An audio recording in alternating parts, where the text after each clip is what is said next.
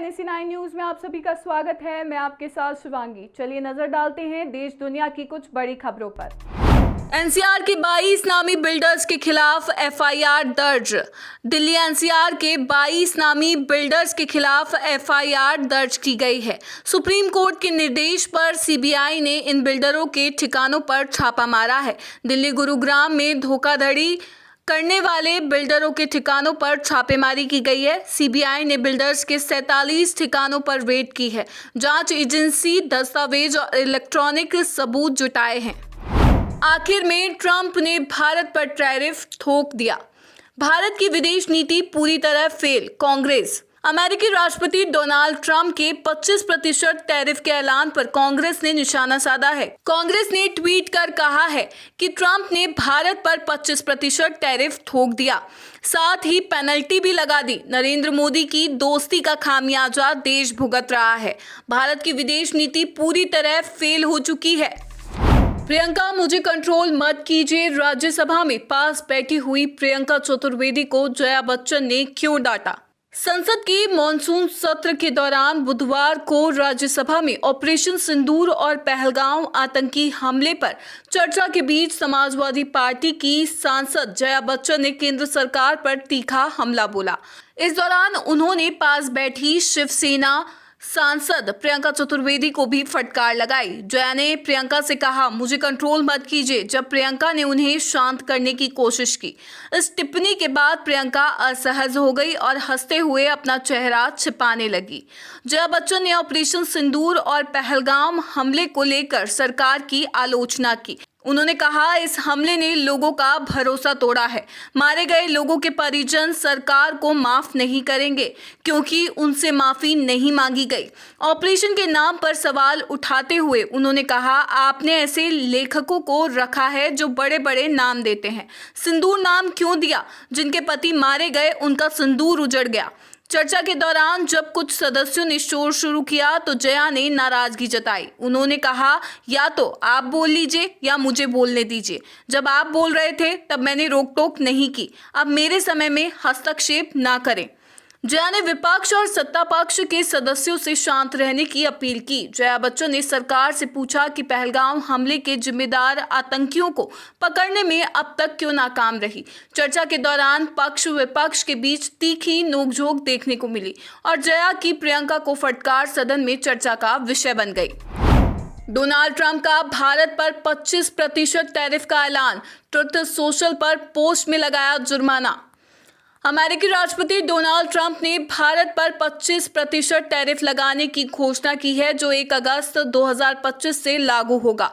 Trump ने अपने social media platform truth social पर एक पोस्ट में इस फैसले की जानकारी दी और भारत को मित्र बताते हुए भी कई आरोप लगाए। ट्रंप ने अपनी पोस्ट में लिखा, याद रखें, भारत हमारा मित्र है, फिर भी हमने पिछले कई सालों में उनके साथ अपेक्षाकृत कम व्यापार किया है क्योंकि उनके टैरिफ बहुत अधिक हैं। ये दुनिया में सबसे ऊंचे में से एक है और उनके पास किसी भी देश के सबसे कठोर और अप्रिय गैर मौद्रिक व्यापार बाधाएं हैं।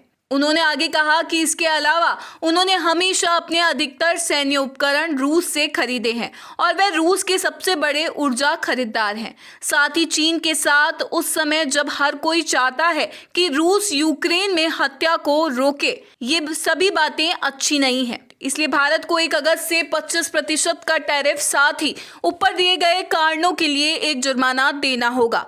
इस मामले पर आपका ध्यान देने के लिए धन्यवाद। गुजरात एटीएस ने बेंगलुरु से अलकायदा की साजिशकर्ता शमा परवीन को किया गिरफ्तार। गुजरात आतंकवाद निरोधी दस्ते ने अलकायदा इन इंडियन सब कॉन्टिनेंट की मुख्य साजिशकर्ता शमा परवीन को बेंगलुरु से गिरफ्तार किया है। 30 वर्षीय शमा, जो झारखंड की रहने वाली है, को मंगलवार को मनोरायन पल्या इलाके से हिरासत में लिया गया। ये गिरफ्तारी 23 जुलाई को 4 AQIS आतंकियों की गिरफ्तारी से मिले सुरागों के आधार पर हुई। गुजरात के गृह मंत्री हर्ष सांघवी ने कहा कि एटीएस ने 4 AQIS आतंकियों को पहले पकड़ा था। अब शमा परवीन की गिरफ्तारी के साथ 5 आतंकी पकड़े गए हैं। वह ऑनलाइन आतंकी मॉड्यूल चलाती थी और उसके पाकिस्तानी संपर्कों का खुलासा हुआ है। शमा परवीन, जो एक ग्रेजुएट हैं, अपने इंस्टाग्राम अकाउंट स्ट्रेंजर्स नेशन 02 और Facebook page strangers of the nation के जरिए जिहादी संदेश फैलाती थी। इनमें भारतीय सरकार के खिलाफ युद्ध और गजवाए हिंद को बढ़ावा देने की बात थी। वह पाकिस्तानी अकाउंट से जिहादी सामग्री लेकर युवाओं को कट्टरपंथ की ओर प्रेरित करती थी।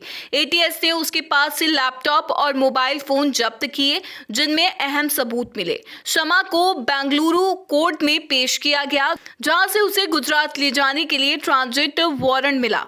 एटीएस ने इस मामले में यूएपीए और भारतीय न्याय संहिता के तहत कार्रवाई शुरू की है। जयशंकर ने राज्यसभा में आतंकवाद पर पाकिस्तान को दुनिया के सामने बेनकाब किया। लोकसभा के बाद राज्यसभा में भी बुधवार को आतंकवाद के खिलाफ भारत की कड़ी नीति को दोहराते हुए जयशंकर ने कहा कि भारत ने वैश्विक मंचों पर पाकिस्तान के आतंकवाद प्रायोजित चेहरे को पूरी तरह बेनकाब कर दिया है। उन्होंने ऑपरेशन सिंदूर का जिक्र करते हुए कहा कि ये कार्रवाई आतंकवादी ढांचे को नष्ट करने और पाकिस्तान की अस्थिरता फैलाने वाली नीतियों को उजागर करने का हिस्सा थी। 22 अप्रैल 2025 को जम्मू कश्मीर के पहलगांव में हुए आतंकी हमले, जिसमें 26 लोग मारे गए थे, के जवाब में भारत ने 7 मई को ऑपरेशन सिंदूर शुरू किया। इस ऑपरेशन में पाकिस्तान और पीओके में आतंकी ठिकानों को निशाना बनाया गया। जयशंकर ने कहा, हमने न केवल कार्रवाई की बल्कि पाकिस्तान के इरादों को दुनिया के सामने लाए। उन्होंने बताया कि भारत की कूटनीति ने पाकिस्तान को वैश्विक स्तर पर अलग थलग कर दिया। संयुक्त राष्ट्र में 193 में से केवल 3 देशों ने ऑपरेशन का विरोध किया, जो भारत के रुख को वैश्विक समर्थन दर्शाता है। जयशंकर ने अमेरिकी राष्ट्रपति ट्रंप के मध्यस्थता दावे को खारिज करते हुए कहा कि कोई मध्यस्थता नहीं हुई। भारत ने सिंधु जल संधि निलंबित कर और अटारी चौकी बंद कर पाकिस्तान को आर्थिक झटका भी दिया। उन्होंने विपक्ष के आधारहीन दावों को खारिज करते हुए कहा कि आतंकवाद मानवता का सबसे बड़ा खतरा है और इसे प्रायोजित करने वालों को जवाबदेह ठहराना होगा। भारत अमेरिका व्यापार समझौता सितंबर-अक्टूबर तक हो सकती है, मिनी डील की घोषणा। भारत और अमेरिका के बीच व्यापार समझौते की बातचीत अंतिम चरण में है। भारत एक अंतरिम मुक्त व्यापार समझौते को सितंबर या अक्टूबर तक अंतिम रूप दे सकता है। भारतीय प्रतिनिधिमंडल 19 जुलाई को अमेरिका में 5वें दौर की वार्ता के बाद लौट आया है। अगस्त में अमेरिकी प्रतिनिधिमंडल भारत आ सकता है। अमेरिकी राष्ट्रपति डोनाल्ड ट्रंप ने 1 अगस्त तक की समय सीमा दी है, जिसके बाद भारत पर 26% टैरिफ लग सकता है। अमेरिकी वाणिज्य सचिव हॉवर्ड लुटनिक ने कहा कि 1 अगस्त के बाद बातचीत हो सकती है, लेकिन टैरिफ लागू हो जाएंगे। भारत स्टील, एल्यूमीनियम और ऑटोमोटिव पार्ट्स पर टैरिफ से बचने के लिए मिनी डील पर जोर दे रहा है। विशेषज्ञों का कहना है कि टैरिफ लगने से भारत पर ज़्यादा असर नहीं पड़ेगा।